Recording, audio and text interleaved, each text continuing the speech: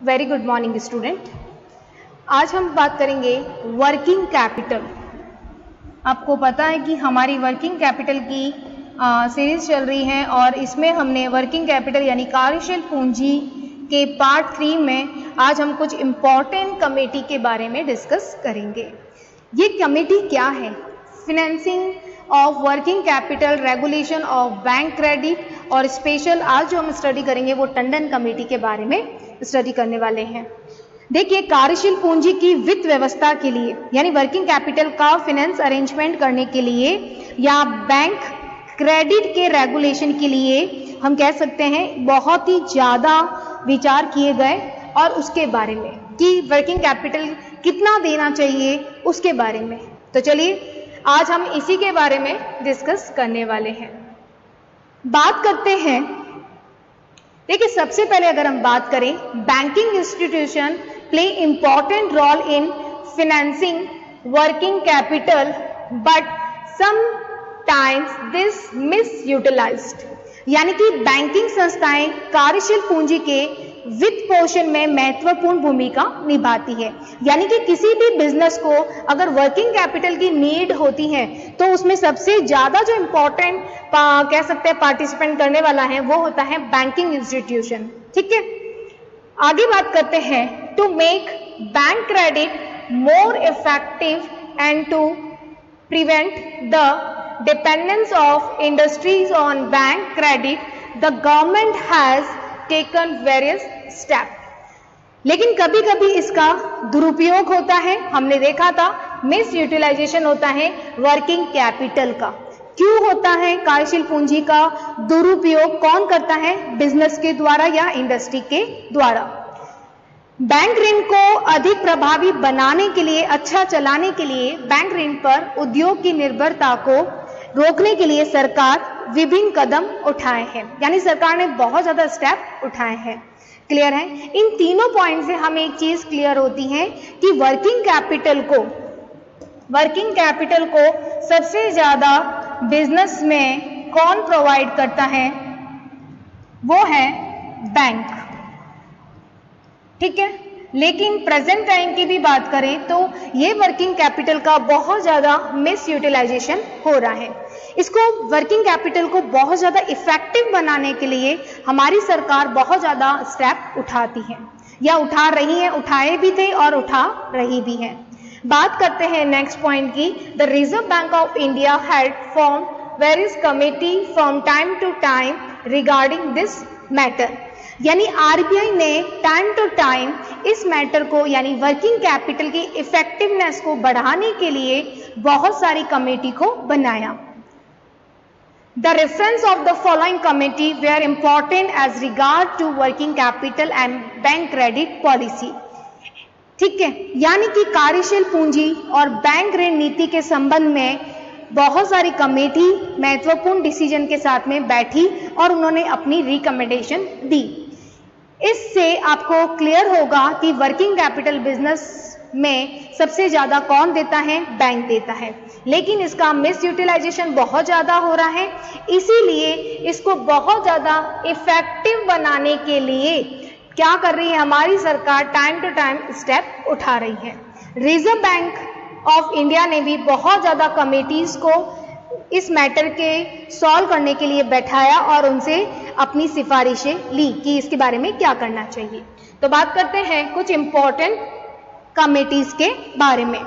देखिए, यहाँ पे जो कमेटी है, सबसे पहले बात कर रहे हैं दहेजिया कमेटी जो कि 1969 में, टंडन कमेटी 1975 में, थर्ड कमेटी है चोरे कमेटी 1980 और मराठे कमेटी 1984। आपके एग्जाम में मोस्टली जो कमेटीज आएगी थ्योरी के क्वेश्चन में वो आती हैं टंडन कमेटी एंड चोरी कमेटी। ध्यान रखिएगा, टंडन कमेटी का प्रैक्टिकल क्वेश्चन भी बनता है। ठीक है, और चोरी कमेटी का थ्योरेटिकल कंसेप्ट आएगा आपके जो सिलेबस है उसके अकॉर्डिंग। अगर हम बात करें दहेजिया कमेटी को जो उनके जो चेयरमैन रहे वो थे 1968 में आरबीआई ने वी के दहेजिया को एक चेयरमैनशिप बनाई, यानी कि एक अध्यक्षता के साथ एक मीटिंग बैठाई और उस कमेटी का नाम ही उनके ऊपर यानी कि दहेजिया कमेटी रखा। उस दहेजिया कमेटी ने अपने कह सकते हैं चेकिंग की कि क्या देखा उन्होंने कि जो भी फर्म है या जो इंडस्ट्री है उनके बैंक ऋण लेने की प्रवृत्ति बहुत ज़्यादा थी, यानी इंडस्ट्री जब भी इच्छा होती वो बैंक से ऋण ले लेती। साथ ही साथ इस कमेटी ने हमें ये भी बताया कि जो शॉर्ट टाइम पीरियड के जो लोन थे उनको टाइम पे पे नहीं करने के कारण वो लॉन्ग टर्म लोन में कन्वर्ट होने लगे, लॉन्ग टर्म लोन में, यानी कि जब वो टाइम पे शॉर्ट टाइम पीरियड में पैसा नहीं देते तो किस में कन्वर्ट हो जाते, लॉन्ग टर्म लोन में। कमेटी ने ये भी पाया कि हमेशा फर्म की जो फाइनेंस सिचुएशन है उसकी सुरक्षा के लिए उसको ध्यान में रखते हुए पैसा देना चाहिए, लेकिन ऐसा नहीं हो रहा था। यानी कि फाइनेंस सिचुएशन आपकी वित्त की, आप कह सकते हैं वित्त की स्थिति कैसी भी हो किसी भी उद्योग की, और वहां पे बैंक बिना कुछ जांच किए हुए लोन दे रहे थे। तो इन्होंने क्या पाया कि शॉर्ट टर्म लोन जो थे वो लॉन्ग टर्म लोन में कन्वर्ट हो रहे हैं। दूसरा उन्होंने पाया कि फाइनेंस सिचुएशन देखे बिना बैंक लोन दे रहे हैं, और सबसे इंपॉर्टेंट कि बैंक जब भी फर्म या इंडस्ट्री चाहे अधिक से अधिक बैंक लोन ले रही थी। उन्होंने अपनी रिकमेंडेशन रखी कि प्रेजेंट के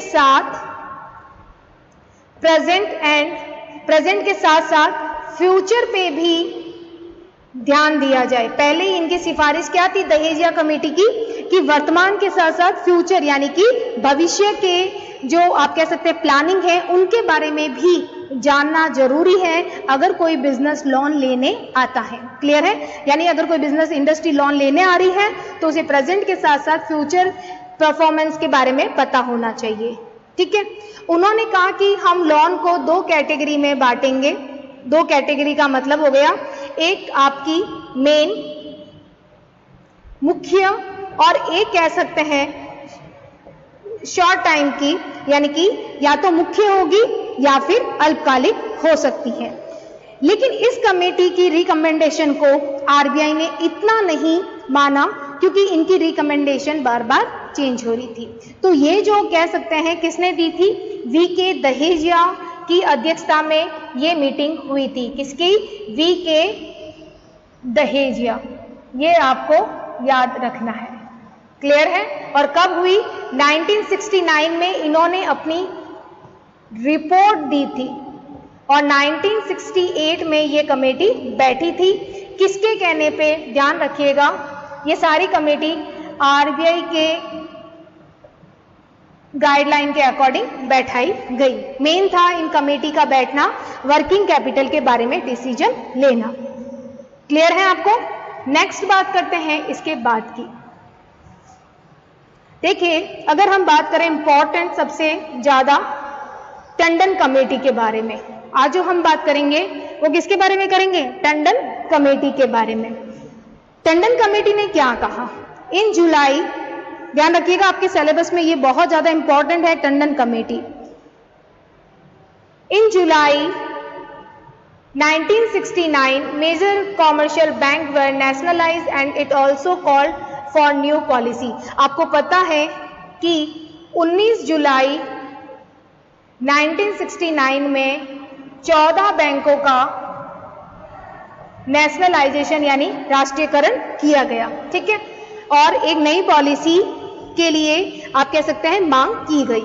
the new policy main target eight providing credit on the basis of development potential rather than on security only to assist the weaker section of the society and later to lend to public sector।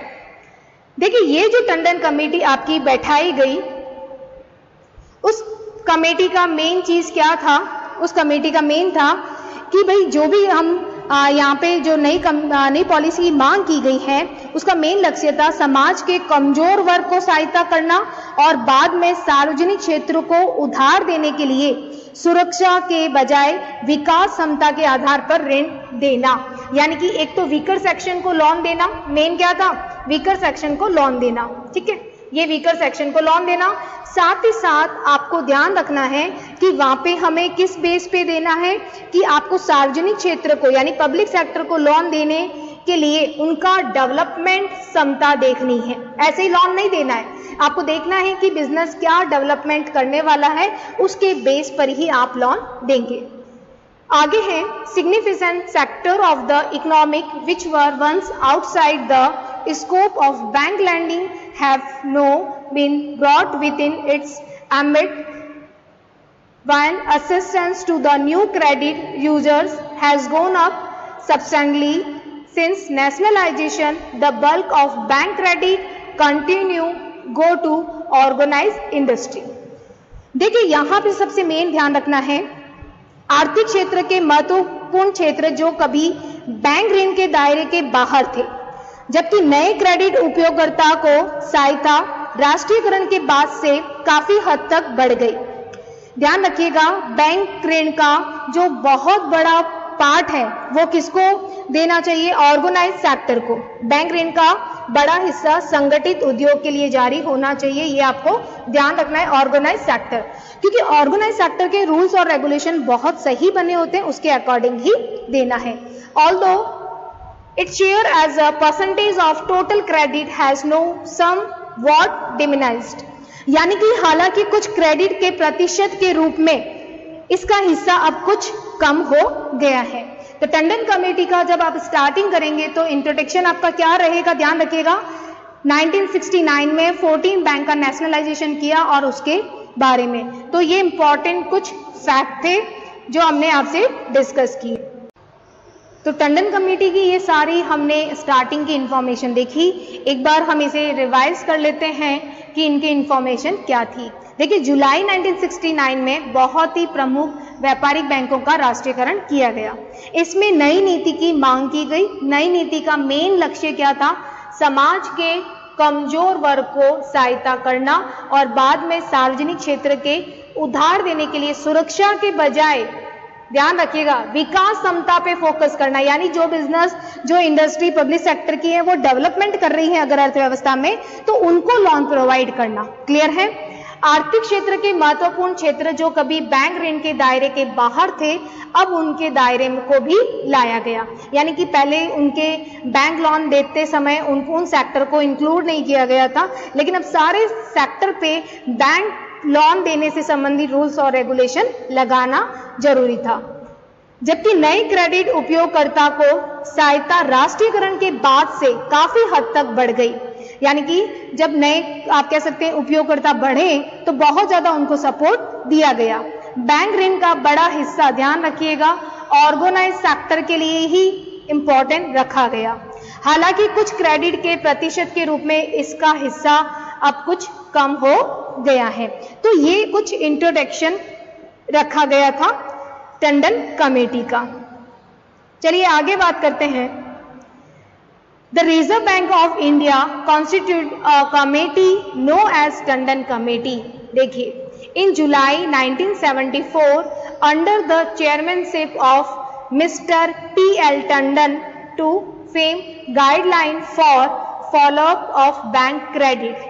भारतीय reserve bank ने जुलाई 1974 में, ध्यान रखिएगा, committee जो भी बैठाई जाएगी उस कमेटी को कौन बैठाएगा? आरबीआई। ठीक है, तो जुलाई 1974 में एक कमेटी को हायर किया गया और उसकी अध्यक्षता किसने की थी? पीएल टंडन ने। ये आपको ध्यान रखना है। ठीक है, और वो बैंक क्यों बैठाई गई? मेन क्वेश्चन ये आता है, तो बैंक लोन के लिए। ठीक है, बैंक लोन के लिए दिशा निर्देश, गाइडलाइन तैयार करने के लिए। तो यहाँ पे मैं आपको क्लियर बता देती हूँ कि इस कमेटी को बैठाया गया आरबीआई के द्वारा। 1974 में टंडन कमेटी बैठाई गई और उसकी अध्यक्षता किसने की थी? पीएल टंडन ने। ठीक है, ये आपको ध्यान रखना है। क्यों बैठाई गई? बैंक लोन से संबंधित गाइडलाइन देने के लिए कि हमें बैंक लोन कैसे देना है उसके बारे में। क्लियर है आपको? बात करते हैं आगे टर्म्स ऑफ रेफर्स।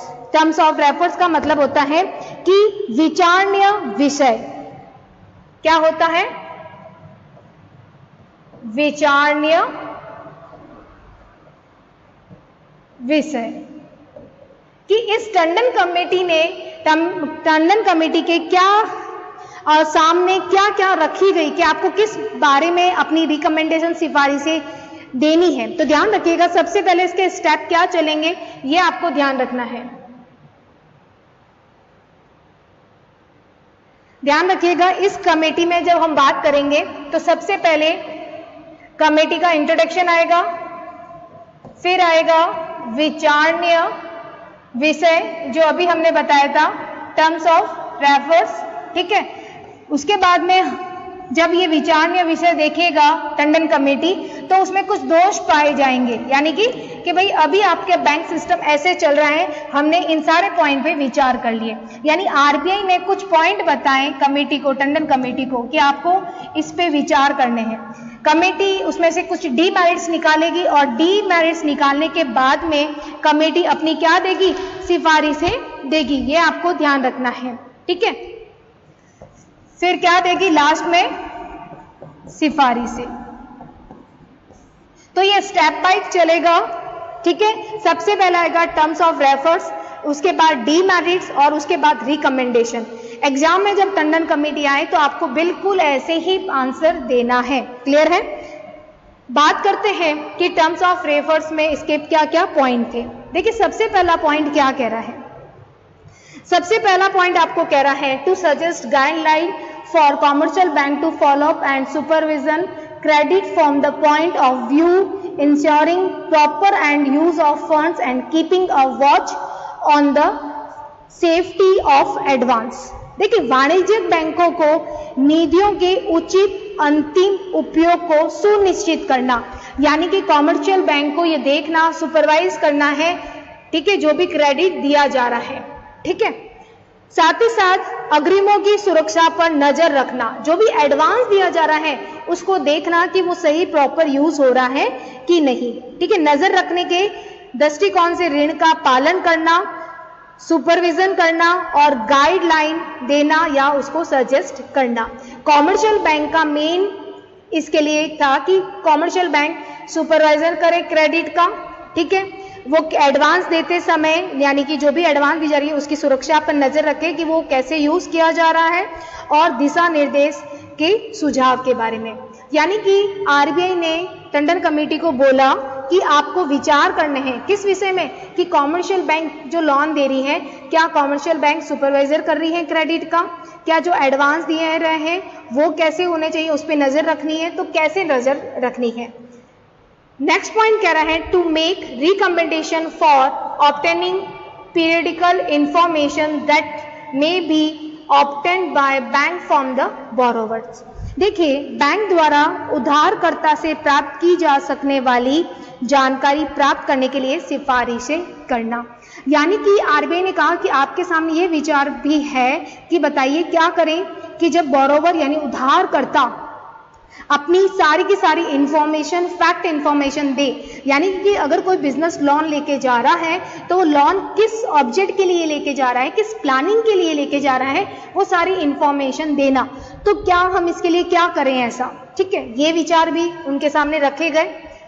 थर्ड है टू मेक सजेशन फॉर, ध्यान रखिएगा कि आपको एक इंपॉर्टेंट ध्यान रखिएगा कि उद्योगों के लिए सूची मानदंड निर्धारित करने का सुझाव दिया। मेन ध्यान रखिएगा कि इन्वेंट्री नॉर्म्स बना दिया जाए डिफरेंट इंडस्ट्री के लिए, यानी कि स्टॉक कितना रखना है, कितने समय के लिए रखना है, इसका रूल्स और रेगुलेशन उद्योग के लिए होना चाहिए।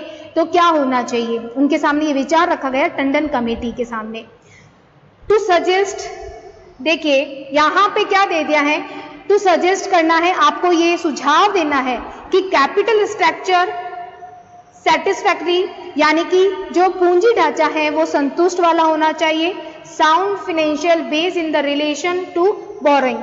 देखिए ध्यान रखिएगा कि उधार के संबंध में संतोषजनक पूंजी संरचना और सुदृढ़ वित्तीय आधार के संबंध में मानदंड बताना है या सजेस्ट करना है। यानी कि इस पॉइंट में क्या है कि सेटिस्फाइड कैपिटल स्ट्रक्चर यानी पूंजी ढांचा आपका संतुष्ट करने वाला हो। ऐसे नहीं है कि हर कोई लोन लेके चला जाए, आपको बताना है कि आपके कैपिटल स्ट्रक्चर में कैसे कैसे आप कहां से कैपिटल का अरेंजमेंट कर रहे हैं। साथ ही साथ आपको ये भी बताना है कि एक सुदृढ़ वित्तीय आधार के संबंध में मानदंड बताना है कि कैसे हमें साउंड फाइनेंशियल बेस रिलेशन रखना है बोरोइंग से संबंधित। ठीक है, यानी कि इस पॉइंट में आपको एक पॉइंट याद रखना है कि जो भी उधार ले जाने वाला है उसका जो कैपिटल स्ट्रक्चर है वो संतुष्ट या होना चाहिए। साथ ही साथ जो भी फिनेंस रिलेशंस हैं उसके मानदंड के बारे में बताए कि जो भी पैसा लेके जा रहा है, बोरोइंग कर रहा है, वो उसका क्या मेन टारगेट रहेगा। लास्ट पॉइंट कर रहा है कि सजेस्ट बताना है हमको, ये भी सुझाव देना है, यानी कि कमेटी को बोला सबसे इंपॉर्टेंट है कि आपको सुझाव देना है क्या कैश क्रेडिट या ओवरड्राफ्ट सिस्टम से कार्यशील पूंजी की व्यवस्था हो। ध्यान रखिएगा, कैश क्रेडिट या ओवरड्राफ्ट सिस्टम, ठीक है, आदि कार्यशील पूंजी की आवश्यकता के लिए वित्त पोषण के मौजूदा पैटर्न को संशोधित करने की आवश्यकता है। ठीक है, ज्यादातर आप देखिए कैश क्रेडिट लेके चले जाते हैं, ठीक है, और फिर उसको बहुत लॉन्ग टाइम तक उसे रखते हैं अपने पास में और बैंक को रीपेमेंट नहीं करते हैं, तो इससे बैंक का एनपीए नॉन परफॉर्मिंग असेट्स भी बहुत ज्यादा बढ़ने लग जाता है। तो इसमें भी संशोधन की आवश्यकता थी और ये विचार रखा गया। तो देखिए 5 पॉइंट थे कमेटी के सामने कि आपको इस 5 पॉइंट पे विचार करना है और फिर आपकी रिकमेंडेशन रखनी है, ऐसा आरबीआई ने कहा। यानी कि कॉमर्शियल बैंक को क्रेडिट के बारे में सुपरविजन करना है, फंड पे ध्यान रखना है, ठीक है। सेकंड पॉइंट क्या कह रहा है कि आपको इंफॉर्मेशन होनी चाहिए जो बोरोवर उधार लेके जा रहा है, स्टॉक के बारे में, डिफरेंट इंडस्ट्री के बारे में नॉर्म्स होने चाहिए, कैपिटल स्ट्रक्चर संतुष्ट होने वाला चाहिए जो उधारकर्ता लेके जा रहा है, कैश क्रेडिट लेके जा रहा है या bank over system, bank overdraft, ये आपको इसके बारे में आपको सिफारिशें रखनी है। ये रिकमेंडेशन रखने के बाद में अगर हम बात करें नेक्स्ट पॉइंट की कि उन्होंने क्या वीकनेस पॉइंट पाए, यानी कि उन्होंने जब सिफारिशें रखी गई तो उन्होंने क्या पाया, यानी कि फाइंडिंग का मतलब क्या दोष पाया, फाइंडिंग या हम कह सकते हैं डीमेरिट्स, क्या क्या दोष पाया। On the basis of reference given above, the committee study the existing system of working capital finance provide to industry and identify the following as its major weakness. Weakness आ गया आपका कि यानी क्या दोष पाए गए। तो ध्यान रखिएगा कि उन्होंने क्या पाया कि ये जितने भी विचारणीय विषय थे जो कि आरबीआई ने दिए उनके सामने, टंडन कमेटी के सामने, उन्होंने अपने दोष बताए कि इन विचार वाले पॉइंट में क्या क्या डीमेरिट्स है वो बताई। तो फर्स्ट बताई, the banks do not have any credit appraisal और planning, it is the borrower who decide how much he would borrow. ध्यान रखिएगा, बैंक के पास कोई क्रेडिट वैल्यूएशन या योजना ही नहीं है, उधारकर्ता ही ये देखता है कि मुझे कितना लोन चाहिए, यानी बैंक के पास में है ही नहीं कैटेगरी बनी हुई कि किसको कितना लोन देना है। क्लियर है, सारे उधारकर्ता जो है वही देख रहा है कि मुझे कितना लोन चाहिए। तो सबसे बड़ा डीमेरिट्स है कि बैंक के पास कोई अप्रेजल या प्लानिंग नहीं है, वो बोरोवर ही डिसाइड कर रहा है कि मुझे कितना पैसा लेके जाना है। Second, that the security-based approach to lending has led to divisions of fund to purchase of fixed assets. उधार देने के लिए सुरक्षा आधारित दृष्टिकोण में अचल संपत्तियों की खरीद के लिए धन का विभाजन करना, यानी कि अगर कोई फिक्स असेट्स परचेज कर रहा है तो उसके बारे में फंड डिवाइड होना चाहिए कि फिक्स असेट्स के लिए लेके जा रहे हैं या फिर वो शॉर्ट टाइम पीरियड के लिए लेके जा रहे हैं। तो लोन की कैटेगरी बनाई हुई होनी चाहिए जो कि प्रॉपर नहीं है, इसीलिए शॉर्ट टाइम पीरियड का लोन शॉर्ट टाइम पीरियड का लोन लॉन्ग टाइम लोन में कन्वर्ट हो रहा है, तो ये ध्यान रखना है। थर्ड कह रहा है, bank credit is treated as the first sources of finance rather than being taken as supplementary to other sources of finance. It's a very important. Bank ऋण को वित्त के अन्य स्रोत के पूरक के रूप में लेने के बजाय वित्त का पहला ही फर्स्ट ही सोर्सेस मानते हैं।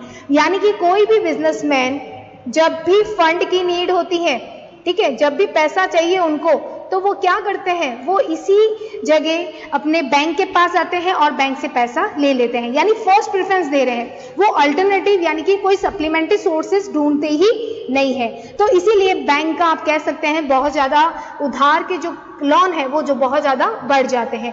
क्यों बढ़ जाते हैं कि बिजनेसमैन इसको फर्स्ट प्रेफरेंस देते हैं बैंक को, और बैंक से ही वो सारा पैसा लेके जाते हैं लोन के रूप में अपने बिजनेस के लिए। तो दूसरा ऑप्शन ही नहीं ढूंढ रहा है बिजनेसमैन कि मुझे कहीं और ऑप्शन से पैसा मिल जाए। तो ये एक मेन पॉइंट है।